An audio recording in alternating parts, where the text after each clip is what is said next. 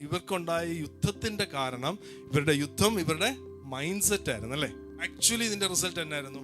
ഇത് സംഭവിക്കുമെന്ന് ആദ്യമേ പറഞ്ഞത്. പക്ഷെ ഇതിനിടയ്ക്ക് വന്ന ഭയത്തിന്റെയും ഇതിനിടയ്ക്ക് വന്ന പിറുവിറുപ്പിന്റെ എല്ലാം റീസൺ എന്ന് പറയുന്നത് ഇവരുടെ മൈൻഡ് സെറ്റ് ദൈവത്തെക്കുറിച്ചുള്ള ബോധ്യത്തിൽ നിന്ന്, അവയർനെസ്സിൽ നിന്ന് മാറിയിട്ട് സിറ്റുവേഷനെ കുറിച്ചുള്ള അവയർനെസ്സിലേക്ക് പോയപ്പോൾ, ഇന്ന് പത്രോസിന്റെ കാര്യം പറഞ്ഞു, ദൈവത്തിനെ കുറിച്ചുള്ള അവയർനെസ് മാറി സിറ്റുവേഷനെ കുറിച്ചുള്ള അവയർനെസ്സിലേക്ക് പോയപ്പോൾ അവരുടെ ഉള്ളില് ലോകത്തിലുള്ളവൻ തങ്ങളിലുള്ളവനേക്കാൾ ശക്തനാണെന്ന് അവർ ചിന്തിച്ചു.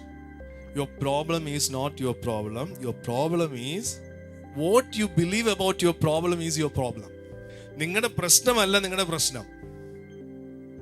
മിസ്രൈമ്യരെ പുറകെ വന്നു മുമ്പിൽ ചെങ്കടലെന്നുള്ളതല്ല ഇവിടുത്തെ പ്രശ്നം.